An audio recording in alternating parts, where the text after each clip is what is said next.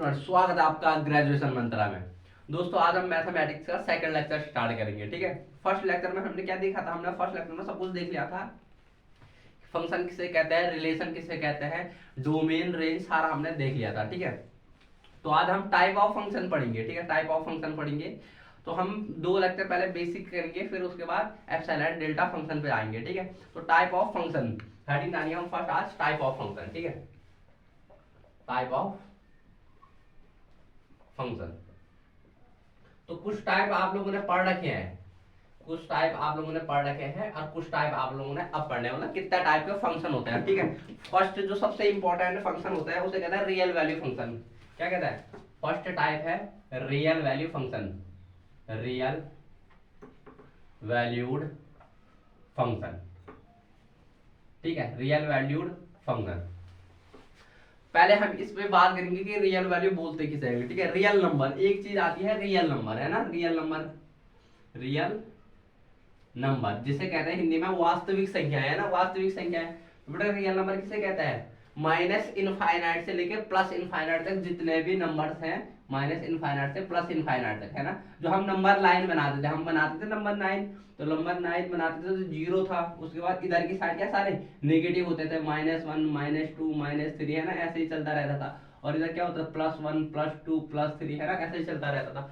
तो बेटा ये नंबर लाइन किसकी बनती थी? ये बनती थी रियल नंबर की। ठीक है, रियल नंबर की, माइनस इनफाइनाइट से प्लस इनफाइनाइट। तो रियल वैल्यू फंक्शन यानी ऐसे फंक्शन जिनमें कुछ भी पुट करने पे, कोई भी एलिमेंट पुट करने पे रियल वैल्यू मिले। ठीक है, क्या मिले? रियल वैल्यू मिले। ठीक है, तो डेफिनेशन लिखेंगे इस फंक्शन की।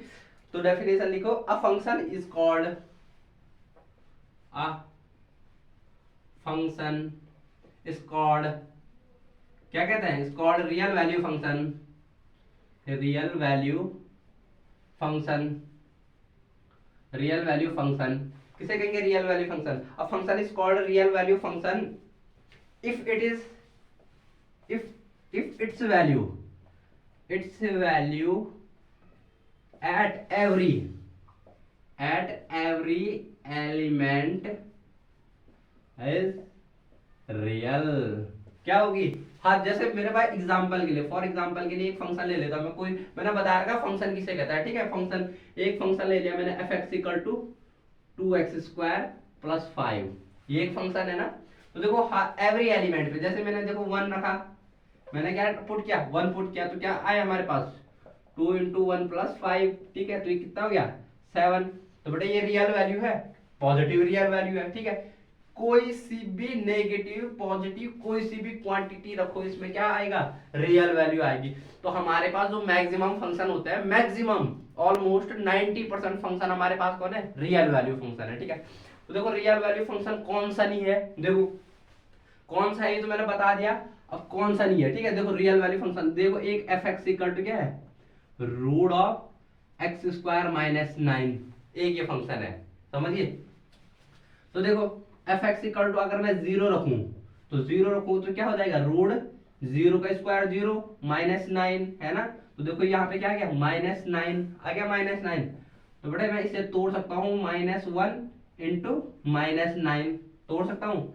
और -1 की वैल्यू क्या होती है? आयोटा, पढ़ा 11th क्लास में, कॉम्प्लेक्स नंबर -1 = आयोटा, है ना। तो आयोटा और √9 कितना हो जाएगा? 3, है ना, तो 3 आयोटा। तो बेटा 3 आयोटा क्या रियल वैल्यू में है? नहीं, ये है कॉम्प्लेक्स वैल्यू में, है ना, कॉम्प्लेक्स वैल्यू में। तो बेटा ये फंक्शन क्या है? रियल वैल्यू फंक्शन नहीं है। ये कौन सा फंक्शन है? ये है कॉम्प्लेक्स फंक्शन। किसी भी एलिमेंट पे, और एलिमेंट पे जैसे 3 रखोगे, 3 पे क्या आएगा? जैसे देखो f3 रखा आप लोगों ने, तो 3 3 9 -9 = 0, है ना, 0 ही आता है। तो बेटा 0 रियल वैल्यू है, पर fx = 0 पे क्या आ रहा? कॉम्प्लेक्स नंबर आ रहा। तो किसी भी एलिमेंट पे अगर कॉम्प्लेक्स नंबर आता है तो ये रियल वैल्यू फंक्शन नहीं है। ठीक है, फर्स्ट टाइप का फंक्शन क्या है? Real value function. आप लोगों को पता चल गया होगा रियल वैल्यू फंक्शन किसे कहते हैं। ठीक है, अब सेकंड टाइप ऑफ फंक्शन बताता हूं मैं आप लोगों को। सेकंड टाइप ऑफ फंक्शन होता है बाउंडेड फंक्शन। क्या होता है? Bounded function. ठीक है, देखो इसे मैं रफ कर रहा हूं, नोट कर लेना। ठीक है, तो सेकंड टाइप ऑफ फंक्शन क्या होता है? Bounded function. ठीक है, देखो हम एक एक एग्जांपल के साथ समझेंगे, ठीक है। एग्जांपल के साथ जरूरी है, क्योंकि मैथमेटिक्स में हम डेफिनेशन कम पढ़ते हैं, एग्जांपल के साथ ज्यादा वो डील करते हैं, ठीक। सेकंड टाइप ऑफ फंक्शन है बाउंडेड फंक्शन। कौन सा?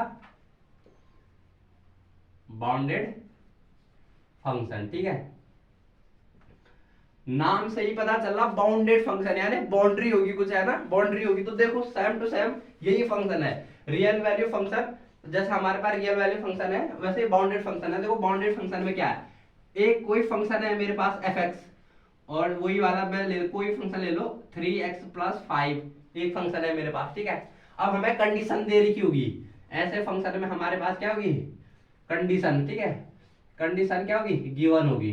क्या कंडीशन गिवन होगी, जैसे हमें बता रखा होगा 3 > x < 5, तो बेटा ये कंडीशन है। यानी देखो दो टाइप के मैंने ब्रैकेट बताए थे। फर्स्ट होता है ओपन और सेकंड होता है क्लोज ब्रैकेट, यानी इंटरवल, है ना। ओपन इंटरवल ऐसा, और क्लोज इंटरवल कैसे बनाते थे, ऐसा बनाते थे, ठीक है। ओपन इंटरवल, जैसे ओपन इंटरवल में ए बी ले लूं मैं, ठीक है, ए बी। तो ओपन इंटरवल का मतलब क्या होता है बेटा, ओपन इंटरवल का मतलब होता है ए और बी को छोड़ के। देखो जैसे मेरे पास नंबर लाइन है, ठीक है, तो देखो अगर यहाँ पे ए है और यहाँ पे बी है, ओपन इंटरवल का मतलब है ए और बी को छोड़ के अंदर के सारे एलिमेंट। देखो ए और बी नहीं आएंगे इसमें, अंदर के सारे एलिमेंट हम इसमें किसमें, फंक्शन में पुट कर सकते हैं, ठीक है। ए इसका मतलब क्या है, ए और बी को छोड़ के इसके बीच में सारे एलिमेंट जितने भी आएंगे। अरे ए के बीच में कौन से आएंगे, A.1 A.2 A.3 ऐसा आएंगे ना, बी तक जाने में। बी नहीं, बी से थोड़ा पीछे वाले, ठीक है, इसके। बेटा क्लोज ब्रैकेट, अगर क्लोज ब्रैकेट ए और बी है, तो बेटा इसका मतलब है तो ये नंबर लाइन में ए और बी है ना, इसको भी इंक्लूड करना है। पहले ए से स्टार्ट करना है और इसके सारे एलिमेंट और बी तक। ओपन ब्रैकेट में ए और बी इंक्लूड नहीं होते हैं, क्लोज ब्रैकेट में ए और बी भी इंक्लूड होते हैं, ओपन ब्रैकेट और क्लोज ब्रैकेट, ठीक है। तो बेटा जो हमारे पास दे रखा, देखो ये हमारे पास कौन सा ब्रैकेट दे रखा, ये हमारे पास इंटरवल दे रखा ओ क्लोज। देखो क्योंकि इक्वल भी दे रखा, 3 से छोटा और बराबर। देखो 3 से बड़ा और बराबर, x क्या है, 3 से बड़ा और बराबर है, ठीक है। ये ग्रेटर देन का है ना, ये स्मॉलर देन का। तो x 5 से छोटा या 5 के बराबर, तो बेटा कौन सा दे रखा है, ये दे रखा क्लोज 3 और 5, है ना, 3 भी है। तो देखो हमारे पास फंक्शन है। अब देखो हम कैसे वैल्यू निकालेंगे, 3 से स्टार्ट है, 3 रखेंगे तो 9 + 5 कितना हो जाएगा, 14। फिर f 3.1, ऐसे ही 3.2 है ना, 3.2, जितनी वैल्यू आती रहेगी, लास्ट कौन सी वैल्यू होगी, 5 वैल्यू होगी, ठीक है।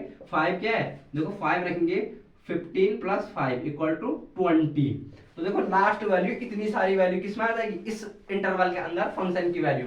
तो बेटा बाउंडेड फंक्शन किसे कहते हैं, बाउंडेड फंक्शन, इसमें कंडीशन दी होगी कि यहाँ तक, इसी तक हमने फंक्शन की वैल्यू निकालनी है, ठीक है, उससे आगे नहीं जा सकती, क्योंकि हमें इंटरवल दे रखा होगा। तो देखो इसकी डेफिनेशन लिखेंगे हम बाउंडेड फंक्शन की, ठीक है। तो बाउंडेड फंक्शन की डेफिनेशन ये एग्जांपल में आ जाएगा, बाउंडेड फंक्शन की हम क्या करेंगे, डेफिनेशन लिखेंगे, ठीक है। तो देखो डेफिनेशन क्या है बाउंडेड फंक्शन की, a function f is called bounded function, ठीक है। क्या करते हैं, bounded function if m and capital M, यही है बेटा, इसे कहते हैं छोटा m और इसे कहते हैं कैपिटल M, सच दैट, ऐसा है कि, ठीक है, सच दैट कैसा कि m fx capital M, fx नहीं x, ठीक है। यानी जो हमारे पास फंक्शन है, इसकी वैल्यू कहां पे आएगी, m से बड़ी होगी, और कैपिटल M है ना, कैपिटल M से छोटी होगी। देखो ये वाली कंडीशन देखो दे रखी है ना, ये वाली कंडीशन 3m छोटा m है, और यहां से मतलब बड़े m से छोटी होगी, तो 5 से सारे जो 5 पे आएगी, तो इसे हम फंक्शन में कैसे लिखेंगे, अगर मेरे पास फंक्शन fm है, ये ग्रेटर देन होगा fx और लेस देन होगा f कैपिटल M, तो यही तो रखता है, हम m की वैल्यू फंक्शन में रखेंगे, x की वैल्यू जो है सिंपल सी, और कैपिटल M की वैल्यू फंक्शन में रखेंगे, तो इसको कहते हैं बेटा बाउंडेड फंक्शन की कंडीशन, ठीक है। बाउंडेड फंक्शन में हमारे पास एग्जांपल में ये वाला फंक्शन लिख देना, ठीक है। एग्जांपल में कौन सा फंक्शन, ये वाला फंक्शन, क्योंकि इसमें क्या है, हमारे पास कंडीशन दे रखी है, ठीक है, कंडीशन दे रखी है। रियल वैल्यू फंक्शन पता चल गया। बाउंडेड फंक्शन यानी बाउंड्री है ना, बाउंड्री देखो इससे आगे हम रख ही नहीं सकते। रियल वैल्यू में कुछ भी रख सकते थे, पर यहाँ पे बाउंडेड फंक्शन में इसके बीच रखनी है ये, और या इसके बीच रखनी है, ठीक है। क्लोज ब्रैकेट भी हो सकता है, ठीक है। अगर यहाँ पे ये ना दे तो ये क्या क्लोज ब्रैकेट हो जाता है, क्योंकि 3 और 5 इंक्लूड नहीं है, ठीक है। इक्वल मतलब 3 और 5 भी क्या इंक्लूड है, ठीक है। देखो 5 भी इंक्लूड है, ठीक है। अब हम थर्ड टाइप ऑफ वो पढ़ेंगे मोनोटोनिक फंक्शन। क्या पढ़ेंगे? मोनोटोनिक फंक्शन, ठीक है बेटा। थर्ड टाइप ऑफ फंक्शन है बाइजेक्टिव फंक्शन, ठीक है, नहीं मोनोटोनिक फंक्शन, सॉरी। तो बेटा थर्ड टाइप ऑफ फंक्शन है मोनोटोनिक फंक्शन। कौन सा function? Monotonic function. Third type है मोनोटोनिक फंक्शन। आप लोगों ने सुना होगा मोनोटोनिक फंक्शन, है ना। कौन सा फंक्शन? मोनोटोनिक फंक्शन, है ना। तो देखो मोनोटोनिक फंक्शन टू टाइप के, फर्दर टू टाइप के होते हैं, ठीक है। एक होता है डिक्रीजिंग फंक्शन और एक होता है इंक्रीजिंग फंक्शन। तो बेटा देखो मोनोटोनिक फंक्शन की पहले मैं डेफिनेशन बता देता हूं, ठीक है। तो एनी फंक्शन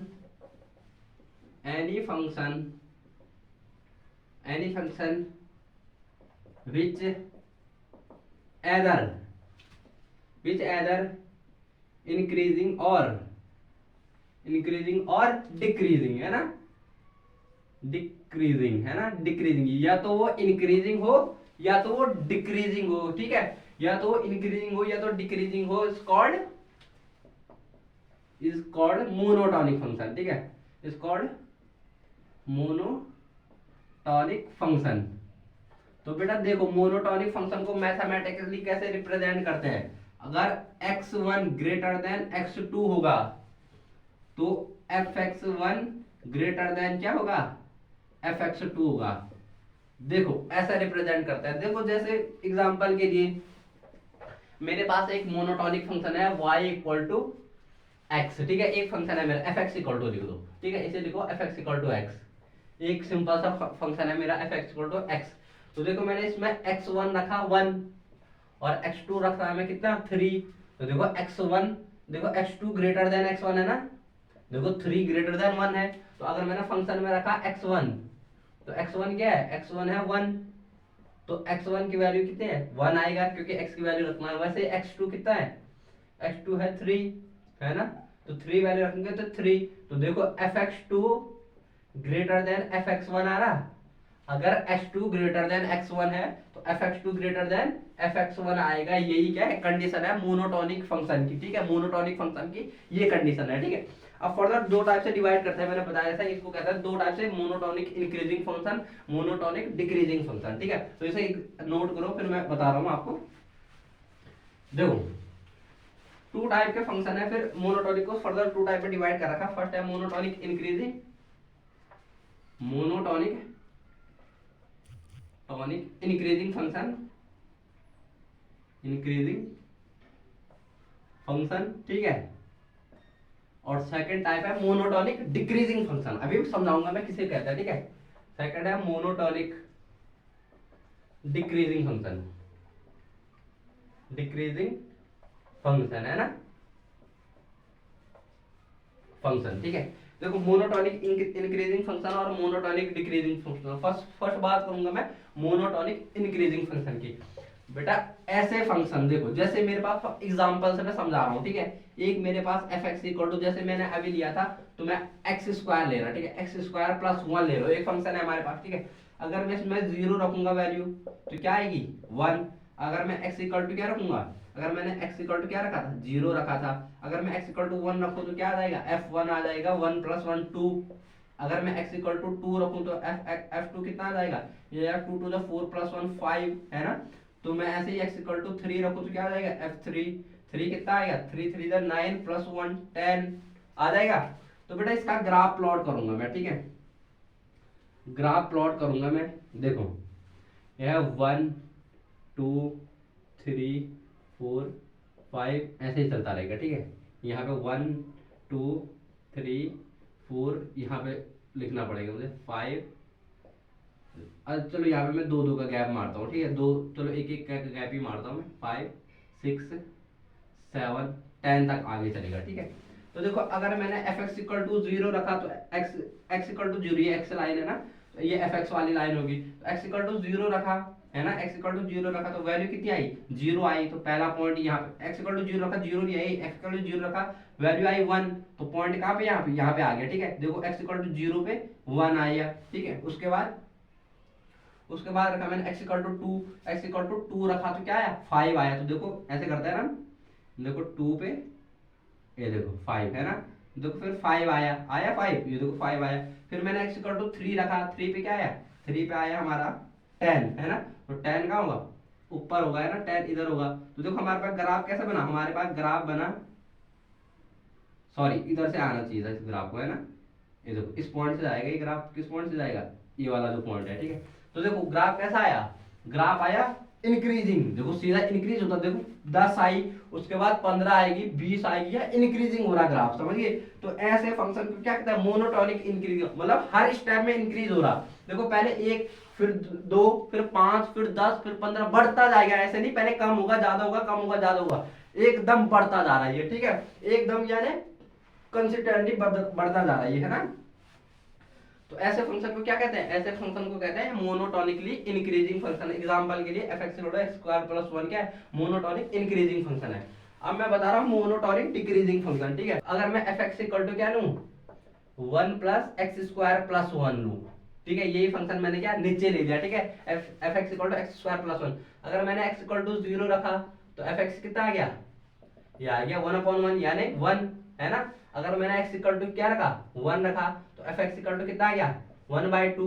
बेटा एक बड़ा है 1/2 छोटा है। ठीक है, x इक्वल टू मैंने अगर 2 रखा तो fx इक्वल टू कितना आ गया, 2 to the 4 1/5 आ गया, है ना। देखो इसमें रख रहा मैं, ठीक है, तो 2 to the 4 + 1 5। ऐसे ही मैंने x इक्वल टू 3 रखा तो fx कितना आ गया, fx आ गया 3 3 9 + 1 10, है ना, 1/10। तो देखो मैं इसका फिर से ग्राफ प्लॉट करूंगा। ठीक है, देखो मैंने किया इसका ग्राफ प्लॉट, है ना, ये देखो ये हमारे पास ग्राफ था।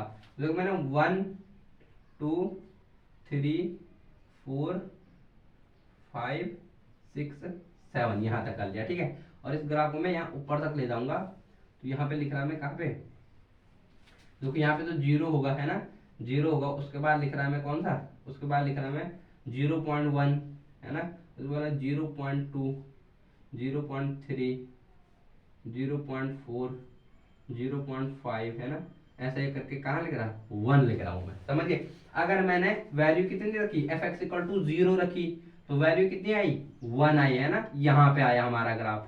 अगर मैंने fx इक्वल टू 2 रखा तो 1/5 यानी कितना होगा, 0.20। ये देखो यहाँ पे आया हमारा ग्राफ, है ना, 0.20 तो होगा 1/5 0.2।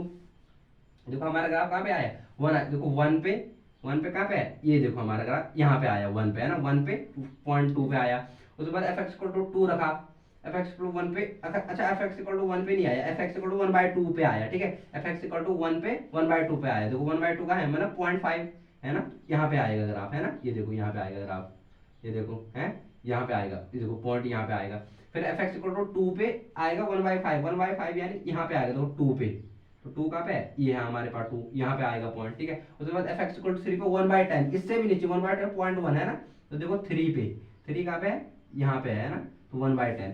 तो बेटा देखो ग्राफ क्या आ रहा, ग्राफ हमारे पास ऐसा आ रहा, देखो नीचे को वैल्यू हम रखते रहेंगे, नीचे को डिक्रीजिंग आता रहेगा, कम वैल्यू आती रहेगी, फिर नीचे चलती रहेगी वैल्यू। ठीक है, तो मोनोटोनिकली डिक्रीजिंग फंक्शन, इसमें वैल्यूज क्या हो रही, डिक्रीज हो रही है। हम कोई सी भी वैल्यू रखेंगे तो ऐसे फंक्शन को क्या कहेंगे, बेटा कमाल किसका है, फंक्शन का है। वैल्यू तो हमने यहाँ भी सेम रखी और यहाँ भी सेम रखी, ये एक इंक्रीजिंग आ रहा था, ये एक डिक्रीजिंग आ गया, बेटा कमाल किसका है, फंक्शन का है, समझिए। तो ऐसे फंक्शन को क्या कहते हैं, मोनोटोनिक डिक्रीजिंग फंक्शन, इसे कहते हैं। जिसमें वैल्यू कंसिस्टेंटली बढ़ती जाएगी उसे कहेंगे इंक्रीजिंग, और जिसमें डिक्रीज होती जाएगी उसे कहेंगे डिक्रीजिंग फंक्शन, समझिए। तो दो फंक्शन मैंने समझा दिया, ठीक है, increasing and decreasing. Injective function, ठीक है, फोर्थ टाइप आता है इंजेक्टिव फंक्शन।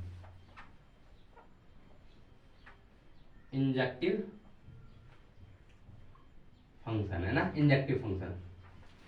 बेटा मैंने बता रखा था आपको डोमेन रेंज, इसलिए मैंने सब कुछ पहले बता दिया था, ठीक है। तो देखो मैं समझा रहा हूँ, इंजेक्टिव फंक्शन किसे कहते हैं, ऐसे फंक्शन, देखो ये देखो एक डोमेन होता था, फंक्शन में दो चीजें होती है, डोमेन जो हम रखते हैं फंक्शन में उसे कहते हैं डोमेन, है ना, डोमेन, जो हमें मिलता है इसे क्या कहते हैं, कोडोमेन, है ना। इस पूरे को क्या वेन डायग्राम है ना, ये वेन डायग्राम है, इसे कहता है कोडोमेन, है ना, कोडोमेन। एक होता है डोमेन, सेकंड होता है कोडोमेन, ठीक है। अगर देखो मेरे पास एक फंक्शन है, क्योंकि यहाँ पे क्या होती है, मैपिंग होती है ना, मैपिंग होती है, मैपिंग।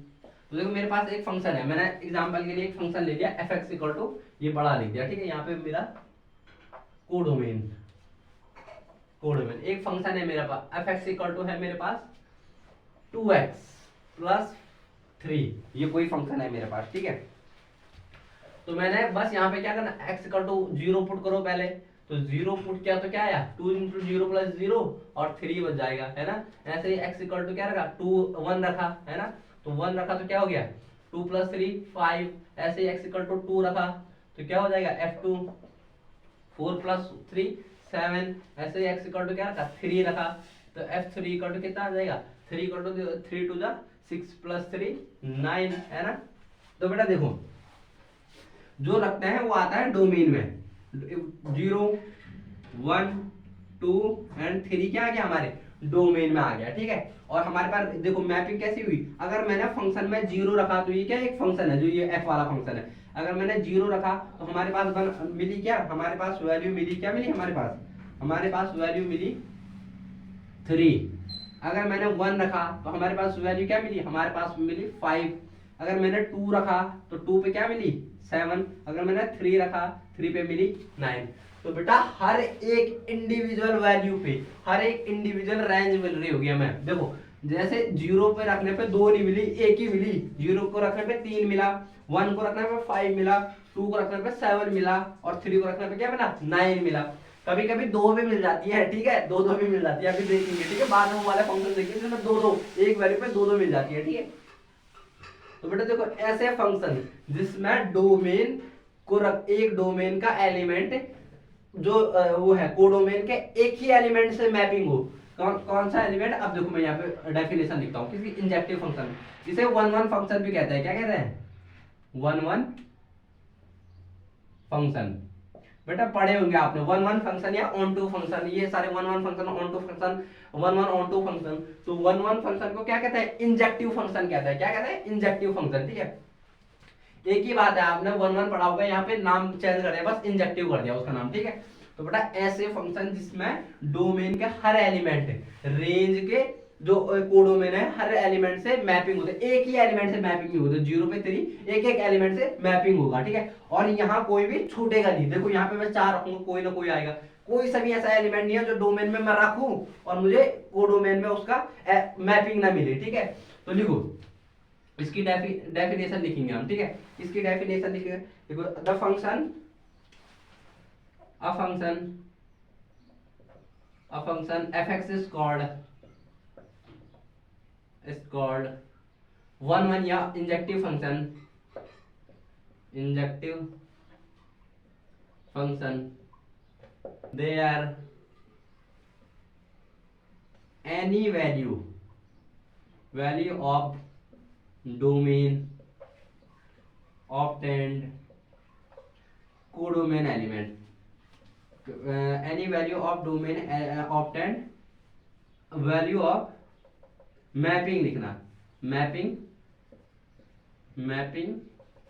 इन कोडोमेन, कोडोमेन में क्या मिलती है हमें मैपिंग मिलती है, ठीक है, कोडोमेन में मैपिंग मिलती है। देखो एनी वैल्यू ऑफ किसी भी वैल्यू पे हमारे पास एक ही सिंगल वैल्यू मिलेंगी, ठीक है, सिंगल मैपिंग मिलेंगी, ठीक है, इसे कहते हैं इंजेक्टिव फंक्शन या 1 1 फंक्शन, समझिए। अब सेकंड टाइप ऑफ फंक्शन पढ़ेंगे ऑन टू फंक्शन, ठीक है, उसे ऑन टू फंक्शन को क्या कहते हैं बाइजेक्टिव फंक्शन भी कहते हैं, ठीक है, बाइजेक्टिव फंक्शन। तो देखो हम ऐसे रफ कर रहा हूं, ठीक है।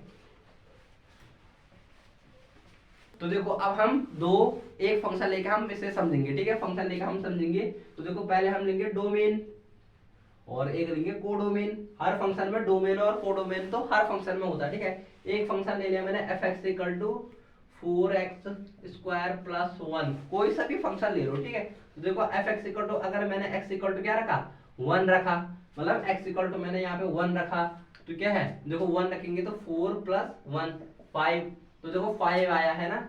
तो अब हमने यहां से देखना है मैपिंग, देखो अगर एक रखा तो हमारे पास 5 आया, तो कोडोमेन है ये, ठीक है। ये क्या है, कोडोमेन, कोडोमेन है ना, ये क्या है, डोमेन है ना। तो 5 देखो अगर 1 रखा तो 5 यानी 5 की मैपिंग किसके साथ है, 1 के साथ है। फंक्शन में 5 तब आया, फंक्शन की वैल्यू 5 तब आई जब मैंने 1 रखा x इक्वल टू, ठीक है। ऐसे ही मैं x इक्वल टू 2 रखूं तो 4 टू द 4 4 द 16 प्लस 1 ये हो जाएगा 17, है ना। तो देखो अगर वो फंक्शन की वैल्यू 17 आई अगर मैंने एफ एक्स इक्वल टू 2 रखा, तो देखो ये भी सिंगल मैपिंग है बेटा। कोई सा भी ऐसा एलिमेंट ही नहीं है जो मैं x इक्वल टू यहाँ पे रखूं और इसकी इमेज यहाँ, अगर कोई सा भी यहाँ पे मैं कुछ भी लूं और इसकी इमेज क्या नहीं मिले, यहाँ पे ना मिले मुझे, ठीक है। तो ऐसा कोई सा भी फंक्शन नहीं होगा जिसको मैं यहाँ पे लूं और उसकी इमेज यहाँ पे ना मिले, ठीक है। तो ऐसे फंक्शन को क्या कहता है, बाइजेक्टिव फंक्शन कहता है, ठीक है। क्या कहता है, बाइजेक्टिव फंक्शन कहता है, ठीक है। जिसकी कोडोमेन की इमेज डोमेन में मिले और इंजेक्टिव है, इसे ऑन टू फंक्शन भी कहते हैं। ऑन टू में यहाँ से चेक करता है उधर को और इंजेक्टिव में यहाँ से चेक करता है इधर को, हर एक की सिंगल सिंगल मिलनी चाहिए, ठीक है। मतलब यहाँ पे कोई सा भी छूटना नहीं चाहिए, ठीक है। इनको ये दो फंक्शन रिलेटेड है एक दूसरे से, ठीक है। इनको कहते हैं इंजेक्टिव फंक्शन और बाइजेक्टिव फंक्शन, ठीक है। तो ये हमारे 5 टाइप ऑफ फंक्शन थे, मेन और बहुत सारे इनवर्स फंक्शन है, वो हमारे पास ज्यादा इंपॉर्टेंट है नहीं, ठीक है। तो इन 5 टाइप ऑफ फंक्शन को आप क्या कह रहे हैं, प्रिपेयर करेंगे, ठीक है। अब मैं आपको ग्राफ बताऊंगा, ठीक है, ग्राफ कैसे बनता है। स्टूडेंट फ्रेंड्स, अब हम बात करेंगे some important graph of function, ठीक है। तो ग्राफ क्या पढ़ेंगे, सम इंपॉर्टेंट ग्राफ पढ़ेंगे किसी फंक्शन के, ठीक है। कोई फंक्शन जो इंपॉर्टेंट फंक्शन है उनका हम ग्राफ पढ़ेंगे, ठीक है। जो आ जाता है, ठीक है। तो हमें नॉलेज होनी चाहिए जो क्वेश्चंस में भी अप्लाई होता है, ठीक है, ऐसे ग्राफ। तो देखो फर्स्ट होता है, आप लोगों ने सुना होगा greatest integer function, greatest integer function है ना। फंक्शन इसे डिनोट कैसे करता है, इसे डिनोट करता है ऐसा, है ना। x कोई फंक्शन है f(x) इक्वल टू ऐसा, इसे ऐसा डिनोट करता है ग्रेटेस्ट इंटीजर फंक्शन को। बेटा इसका तो इसका हम क्या बनाएंगे, ग्राफ बनाएंगे इसका, ठीक है। इसका क्या बनाएंगे हम, ग्राफ बनाएंगे। तो देखो अगर f(x) इक्वल टू मेरे पास ग्रेटेस्ट इंटीजर फंक्शन है, ठीक है। ग्रेटेस्ट इंटीजर फंक्शन है हमारे पास f(x) इक्वल टू अगर क्या है x है, तो बेटा ये एक ऐसा फंक्शन है अगर मैं इसमें 0 से 1 तक के बीच की जो भी वैल्यू डालूं तो उसकी वैल्यू क्या आएगी, 0, मतलब एक नीचे आएगी। जैसे देखो मैंने f(x) इक्वल टू अगर 0 डाला तो यहाँ पे 0 में तो 0 ही आएगा, क्या आएगा, 0 ही आएगा, ठीक है। तो 0 और जो भी पॉइंट वाले हैं, देखो अगर मैंने f(x) इक्वल टू 0.1 डाला, क्योंकि देखो 1 यहाँ पे है ना, 1 यहाँ पे होगा, कहाँ पे होगा, 1 होगा यहाँ पे लिख रहा है, ठीक है। 1 यहाँ पे लिख रहा है, 2 यहाँ पे लिखा 3 4, ठीक है। 0 पे क्या आएगी और यहाँ पे फिर मैं लिख रहा हूँ 1 2 3, है ना। तो देखो अगर मैंने 0.1 डाला तो ग्रेटेस्ट इंटीजर के अंदर क्या जाएगा, 0.1 जाएगा ना, 0.1 जाएगा, यानी 0.1 जाएगा। तो 0.1 की वैल्यू क्या आएगी, 0, अगर जब तक पूरी होल नंबर नहीं आए। देखो 0.1 की वैल्यू यहाँ पे होगा, ये भी वैल्यू क्या आएगी, 0। ऐसे ही मैं f(x) को 0.2 डालूं, इसकी वैल्यू भी 0.2 की वैल्यू क्या आएगी, 0 ही आएगी, ठीक है। जब तक मैं 0.9 भी डालूं तब भी वैल्यू क्या आएगी, 0 ही आएगी। बेटा यहाँ पे तक भी वैल्यू क्या आएगी, 0 ही आएगी। अगर मैं f(x) इक्वल टू 1 डाल लूं तो 1 पे क्या आ जाएगी वैल्यू, 1 आ जाएगी, ठीक है। 1 पे क्या आ गई, अगर देखो 1 डाला तो वैल्यू आ गई 1। देखो यहाँ पे एक ये बना और f(x) इक्वल टू 1 पे क्या आ गई, 1 आ गई, वैल्यू आ गई 1। तो देखो अगर मैं f(x) इक्वल टू 1.1 डालूं तो 1.1 का भी क्या आएगा, 1 आएगा। मैंने बताया देता होल नंबर पॉइंट वाले सारे नीचे को आते हैं, ठीक है। अगर देखो f(x) इक्वल टू 1.9 यानी यहाँ पे 2 से थोड़ा पहले, ठीक है। तो यहाँ पे तक सारी वैल्यू क्या आएंगी, ये आएंगी, सारी वैल्यू आएंगी 1, है ना, सारी वैल्यू 1 आएंगी। देखो 1 आ रहा सारे के। जैसे ही मैंने f इक्वल टू 2 डाला तो देखो f2, तो 2 पे क्या आ जाएगा, वैल्यू आ जाएगी 2। तो देखो f2 पे क्या आ जाएगी वैल्यू, देखो 2 पे आ जाएगी, 2 कहाँ पे 2। तो ऐसे ही देखो 2 उसके बाद 3 तक भी ऐसा ही होगा, फिर 3 पे तुरंत ऊपर आ जाएगी, कितनी 3 आ जाएगी वैल्यू, फिर 3 पे कॉन्स्टेंटली जब तक 4 नहीं आई। तो ऐसा ही करके क्या ये ग्राफ बनेगा हमारे पास, ठीक है। तो ये क्या है, एक जो हमारे पास एक डिसकंटिन्यूअस फंक्शन होते हैं, तो ये डिसकंटिन्यूअस फंक्शन है, ठीक है। कंटिन्यूअस फंक्शन नहीं है क्योंकि देखो इस पर ग्राफ क्या टूट टूट के आ रहा है, ठीक है। यह ग्रेटेस्ट इंटीजर फंक्शन, ठीक है। सेकंड फंक्शन आता है मॉडुलस फंक्शन, मॉडुलस फंक्शन, ठीक है। कौन सा फंक्शन, मॉडुलस फंक्शन। देखो मॉडुलस फंक्शन क्या है, f(x) equal to mod of x। Mod of x कैसे होता है, मॉडुलस फंक्शन, है ना। इसे कहता है मॉडुलस फंक्शन, मॉडुलस फंक्शन है ना। मॉडुलस फंक्शन कैसे होते हैं, मॉडुलस फंक्शन होते हैं ऐसे, देखो हमारे पास है मॉडुलस फंक्शन, ये हमारे पास मॉडुलस फंक्शन देखो ऐसे। अगर मैं इसमें देखो इसकी एक कंडीशन होती है एफ एक्स इक्वल टू, अगर मॉडुलस फंक्शन है, अगर मैंने x लेस देन 0 डाला तो ये x खुलेगा माइनस में, और अगर x ग्रेटर देन 0 डाला तो x खुलेगा प्लस में। तो बेटा देखो अगर f x equal to minus x है तो देखो माइनस एक्स है ना, अगर मैं x की वैल्यू माइनस में रखूं तो वैल्यू भी क्या आएगी माइनस, देखो लेस देन, देखो लेस देन सॉरी मैं करूं लेस देन, ठीक है। अगर x की वैल्यू लेस देन 0 है तो माइनस वैल्यू आएगी। जैसे देखो मेरे पास f x equal to mod function है, एफ एक्स है ना मॉड फंक्शन है, अगर मैंने एफ एक्स इक्वल टू 1 रखा तो वैल्यू क्या आएगी 1 आएगी, एफ एक्स इक्वल टू 2 रखा तो वैल्यू क्या आएगी 2 रखी आएगी, ठीक है। और देखो जैसे ये फंक्शन है एफ एक्स इक्वल टू 1 पे क्या आ रहा 1 आ रहा है, यहाँ पे 1 होगा 2 होगा 3 होगा 4 होगा, ऐसे 1 2 होगा 3 होगा 4 होगा 5 होगा, ठीक है। ऐसे इधर भी होगा 1 -1 -2 -3 -4। तो देखो यहाँ पे 1 पे क्या आएगी 1 वैल्यू, फिर 2 पे क्या आएगी 2 वैल्यू, फिर 3 पे क्या आएगी 3 वैल्यू है ना, 4 पे 4 वैल्यू। तो बेटा ये क्या, ये तो पॉजिटिव के लिए बन जाएगा ग्राफ, x ग्रेटर देन 0 के लिए है ना, x ग्रेटर देन और इक्वल टू 0 के, और x लेस देन 0 के अगर 1 पे आएगी तो 1 आएगी वैल्यू है ना, पॉजिटिवली आएगी क्योंकि मॉड क्या पॉजिटिव खोलता है, 1 आएगी, फिर 2 पे 2 आएगी, 3 पे 3 आएगी। तो यहाँ पे भी क्या देखो पॉजिटिवली खुलेगा, ठीक है। अगर देखो देखो मैंने -1 डाला तो -1 इंटू -1 +1 हो जाएगा, ठीक है। तो -1 डालेंगे तो प्लस मिलेगी वैल्यू, -2 डालेंगे प्लस मिलेगी, -3 प्लस मिलेगी, ठीक है। तो ये किसका फंक्शन है, ये हो जाएगा हमारे पास मॉडुलस फंक्शन का ग्राफ, ठीक है। अब हमारे पास कुछ जो ट्रिग्नोमेट्रिक फंक्शन है जिनकी हमें वैल्यू निकाली होती है उनके मैं ग्राफ बना रहा हूँ, ठीक है। जैसे हमारे पास f y equal to f x equal to sine x होता है, क्या होता है f x equal to sine x, f x equal to sine x है। तो साइन एक्स का ग्राफ कैसे बनता है, साइन एक्स का ग्राफ बनता है, देखो ये है वाई एक्सेस और ये है एक्स एक्सेस। तो बेटा देखो maximum x x y axis की वैल्यू, वाई की वैल्यू अगर एक्स इक्वल टू में क्या रखूं 0 रखूं, मतलब थीटा ये डिग्री होती है ना, थीटा 0 डिग्री रखूं तो 0 डिग्री यहाँ पे मैंने 0 रखा, तो साइन की वैल्यू 0 पे क्या होती है 0 होती है। वैसे ही बेटा जब मैं π/2 रखूंगा तो π/2 पे क्या होती है 1 होती है, π/2 पे है ना। तो देखो यहाँ पे होगा 1 और यहाँ पे होगा -1। तो बेटा ये 1 और -1 के बीच में ये ऑसिलेट करता है, ठीक है। देखो जैसे π/2 पे क्या वैल्यू आई 1 वैल्यू आई 1 वैल्यू, देखो यहाँ पे है 1, फिर उसके बाद पाई पे वैल्यू क्या आ जाती है फिर से 0 आ जाती है, देखो पाई पे आ गई 0, फिर उसके बाद π/2 क्योंकि आधा आधा जोड़ देना 3π/2 पे आ जाती है -1 वैल्यू, -1 कहाँ पे है यहाँ पे है, फिर 3π/2 2 पाई पे आ जाती है 0 वैल्यू, फिर 2 पाई पे 0 पे आ गया 0 पे, ये देखो 0 है ना यहाँ पे तो 0 है, फिर 5π/3 पे 5/2 पे सॉरी 5π/2 पे आ जाएगी फिर से कौन सी वैल्यू, ये आ जाएगी 1 वैल्यू। तो देखो 1 कहाँ पे है यहाँ पे है। तो देखो ऐसे ही हमारे पास क्या बनेगा ग्राफ बनता जाएगा, और ऐसे ही इस साइड भी हमारे पास ग्राफ बनता जाएगा। तो बेटा हम किसी पॉइंट पे भी वैल्यू निकाल सकते हो, π/3 पे -1 है वैल्यू, प्लस और -1 के बीच ही ऑसिलेट करेगी, -1 1 और 0, देखो यही वैल्यू है 1 और -1 के बीच ही ऑसिलेट करती जाती है हर अलग अलग थीटा पे, समझिए। तो ये है साइन एक्स का ग्राफ, सेम टू सेम होता है कॉस एक्स का ग्राफ, ठीक है। F x equal to cos x है ना, कॉस एक्स है। देखो कॉस एक्स का बस थोड़ा सा डिफरेंस होता है, देखो कैसा होता है डिफरेंस, देखो अगर मैं f x x equal to 0 रखूं तो कॉस एक्स की वैल्यू होती है 1, देखो 0 पे आती है वैल्यू 1, ठीक है। देखो यहाँ पे होगा 1 और यहाँ पे होगा -1, इसकी वैल्यू भी -1 और 1 के बीच ऑसिलेट करती है, समझिए। तो देखो अगर x इक्वल टू 0 रखा तो वैल्यू कितनी है 1 है, जैसे ही मैं x इक्वल टू π/2 पे गया तो वैल्यू हो जाती है 0, हो गई 0।